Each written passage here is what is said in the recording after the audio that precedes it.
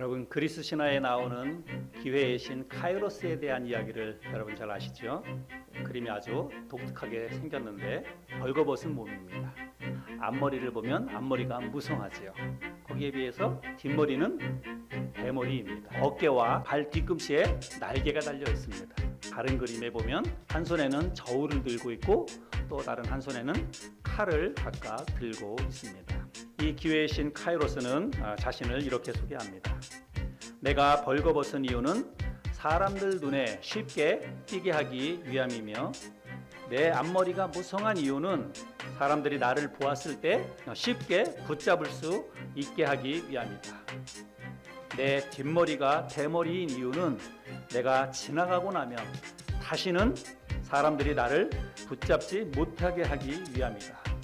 나는 어깨와 발에 달린 날개로 눈 깜빡할 사이에 사라진다.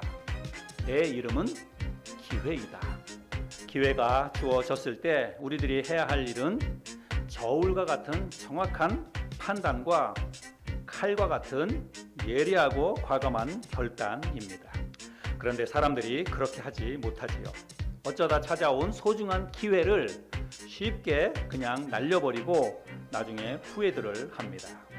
신앙생활도 마찬가지입니다. 구원의 은혜, 하나님이 주시는 영적인 축복, 아무 때나 한정없이 우리에게 주어지는 게 아닙니다. 기회가 있을 때 놓치지 말고 그것을 붙잡아야 합니다. 그래야 그것이 내 것이 되기 때문입니다. 오늘 우리가 이 말씀을 통해서 우리에게 다가오는 영적인 은혜와 축복의 기회에 대해서 우리가 그것을 어떻게 해야 하는지 오늘 말씀을 통해서 함께 좀 나눠보기를 원합니다. 예수님께서 유대인들을 향해서 이렇게 말씀하십니다. 내가 가리니 너희가 나를 찾다가 찾지 못하고 죽겠고 내가 가는 곳에는 오지도 못할 것이다. 예수님의 입장에서는 이제 곧 자기 자신에게 일어날 그런 일을 말씀하신 것입니다. 그래서 예수님 입장에서 보자면 이 말씀이 하나도 어렵거나 이상한 것이 아니지요.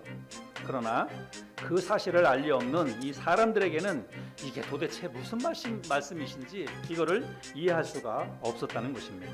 그래서 예수님께서 내가 가는 곳에 너희가 오지 못할 것이다. 이 말씀을 이 사람들은 주님이 자결을 하시려는가 이렇게 오해를 했다는 것입니다. 주님의 이 말씀은 곧 있게 될 십자가의 죽음과 부활하시고 나서 하늘로 승천하시는 그 사건을 주님이 말씀하신 것입니다. 그러면 그때에는 예수님을 찾아도 찾을 수 없고 예수님이 계시는 곳에 저들이 갈 수도 없는 것이죠. 주님이 하시는 말씀은 지금 그것을 말씀하시는 것입니다. 내가 떠나고 나면 다시는 나를 찾을 수 없을 것이고 내가 간 곳으로 너희가 오지 못할 것이다. 그러면 너희는 너희 죄 가운데서 죽을 것이다. 왜냐하면 내가 그인 줄 믿지 않았기 때문에 그 죄 때문에 너희는 너희 죄 가운데서 죽을 것이다. 우리 주님께서 그렇게 말씀을 하셨습니다. 이 말씀만 보면 우리 이 주님이 하시는 이 말씀이 심판의 메시지이고 죽음을 말씀하시는 것처럼 그렇게 들립니다. 그러나 주님의 이 말씀의 초점은 지금 심판이라든지 죽음에 맞춰져 있는 것이 아닙니다. 오히려 저들을 간절히 초청하는 초대의 말씀으로 이 말씀을 지금 하고 있다는 것입니다. 더 늦기 전에 아직 기회가 있을 때에 아직 내가 이 땅을 떠나지 않고 너희와 함께 있을 때에 나를 믿으라는 것입니다. 내가 그인 줄 믿으라고 주님이 그런 말씀을 지금 하고 있는 것입니다. 이 말을 듣고 유대인들이 주님께 묻죠. 당신이 도대체 누구입니까? 예수님께서 대답하죠. 내가 처음부터 너희에게 내가 누군지 말하지 않았느냐? 여러분, 예수님께서는 이 땅에 오셔서 처음부터 드러내고 내가 누군지에 대해서 사람들에게 이야기를 하셨습니다. 나는 하나님의 아들이다. 나를 본 자는 곧 아버지를 본 것이다. 나와 아버지는 하나이다. 예수님께서 이런 말씀들을 많이 하셨습니다. 그럼에도 불구하고 사람들이 그때는 이 말을 귀담아 듣지 않았지요. 요한복음 4장에 보면 그 사마리아에 있는 사람들은 그 사마리아에 있는 그리심 산에서 예배를 드려야 된다고 하고 저 밑에 있는 유대 사람들은 예루살렘에 와서 예배를 드려야 하나님이 예배를 받으신다, 그렇게 이야기하는데, 선생님 도대체 우리가 예배를 어디에서 드려야 됩니까? 어디에서 드리는 예배를 하나님이 받으시는 겁니까? 예, 그렇게 묻지요. 그랬을 때 예수님께서 이 여인에게 여러분 뭐라고 말씀하십니까? 이 산에서도 말고 저 예루살렘에서도 말고 하나님께 예배할 때가 올 것이다. 그때가 되면 영과 진리로 하나님을 예배해야 된다, 그렇게 말씀을 하십니다. 그러니까 그 말을 들었던 이 여인이 뭐라 그러냐면, 메시아 곧 그리스도라 하는 이가 오실 줄을 내가 아노니 그가 오시면 모든 것을 우리에게 알려주시리이다. 지금은 어디에서 예배드려야 되는 게 맞는지 우리가 잘 알 수 없지만, 우리가 기다리고 있는 메시아가 오면 그때 그 메시아가 우리에게 이 모든 것들을 가르쳐 줄 내가 믿습니다, 이렇게 대답을 하지요.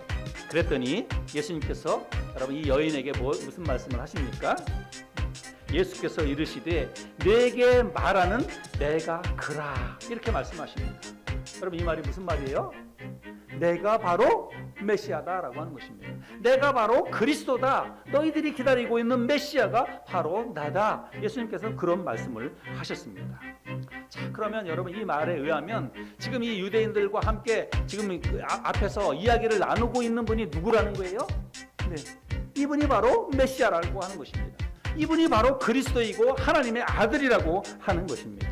그런 의미로 보자면 예수 그리스도가 하나님의 아들이라고 하는 사실을, 여러분 그 사실을 깨닫고 믿을 만한 기회가, 여러분 이보다 더 좋은 기회가 어디 있습니까? 그럼에도 불구하고 이 유대인들이 그 기회를 흘려버렸다는 것입니다. 여러분 기회는 있을 때 붙잡아야 합니다. 그 기회를 붙잡은 사람에게만 놀라운 은혜와 축복이 주어지는 거예요. 반대로 기회가 있을 때 그것을 붙잡지 않은 사람에게는 어쩌면 두 번 다시 그와 같은 기회는 오지 않을 수 있다고 하는 것입니다. 여러분 영적인 은혜와 축복도 다 때가 있습니다. 고린도후서 6장 2절 말씀에 보면, 보라 지금은 은혜 받을 만한 때요, 보라 지금은 구원의 날이로다. 구원의 복음이 내 귀에 들려올 때, 여러분 누군가를 통해서 예수 그리스도를 믿으라는 말을 들었을 때에 그 기회를 놓치지 말아야 합니다. 어쩌면 그 기회가 하나님께서 나에게 복음의 말씀을 들려주시는 그 마지막 절호의 기회일 수도 있기 때문입니다. 그것을 놓쳐버린 사람, 그 기회를 놓쳐버리는 것으로만 끝나는 것이 아니라 무서운 심판이 기다리고 있다는 것입니다. 인자가 아버지의 영광으로 그 천사들과 함께 오리니 그때에 각 사람이 행한 대로 갚으리라. 인자가 그 천사들을 보내리니 그들이 그 나라에서 모든 넘어지게 하는 것과 또 불법을 행하는 자들을 거두어내어 풀무불에 던져 넣으리니 거기서 울며 이를 갈게 되리라. 그때의 의인들은 자기 아버지 나라에서 해와 같이 빛나리라. 귀 있는 자는 들으라. 예수 그리스도를 마음속에 믿고 받아들인 사람들에게는 하나님의 나라에서 해와 같이 빛나는 그런 놀라운 은혜와 축복이 주어진다는 거예요. 그러나 그렇지 않은 사람, 예수 그리스도를 믿을 수 있는 기회가 주어졌는데도 불구하고 그 예수 그리스도를 믿고 받아들이지 않은 사람에게 대해서는 그걸로 끝나버리는 것이 아니라 풀무불에 던져져서 거기서 울며 이를 갈게 될 것이다 라고 말씀하고 있습니다. 요한복음 3장에 보면 하나님이 그 아들을 세상에 보내신 것은 세상을 심판하려 하심이 아니요 그로 말미암아 세상이 구원을 받게 하려 하심이라. 그를 믿는 자는 심판을 받지 아니하는 것이요 믿지 아니하는 자는 하나님의 독생자의 이름을 믿지 아니하므로 벌써 심판을 받은 것이니라. 아들을 믿는 자에게는 영생이 있고 아들에게 순종하지 아니하는 자는 영생을 보지 못하고 도리어 하나님의 진노가 그 위에 머물러 있느니라. 하나님의 아들인 예수 그리스도를 믿을 수 있는 기회가 주어졌을 때 그 예수 그리스도를 믿고 받아들인 자에게는 영원한 생명의 축복이 주어지지만 그 기회를 놓쳐버리고 그 기회를 거부하고 받아들이지 않은 사람들에게는 하나님의 진노가 그 위에 머물러 있다라고 말씀하고 있습니다. 세상 모든 일들과 마찬가지로 여러분 영적인 은혜와 축복도 다 때가 있습니다. 기회가 주어졌을 때 그것을 소중하게 여기고 놓치지 않기 위해서 꼭 붙잡을 수 있는 저와 여러분들이 될 수 있기를 바랍니다. 건강이 있을 때에 정말 내가 내 발로 걸어서 교회 나올 수 있을 때에 여러분 열심히 교회 나와서 하나님 앞에 예배 잘 드릴 수 있기를 바랍니다.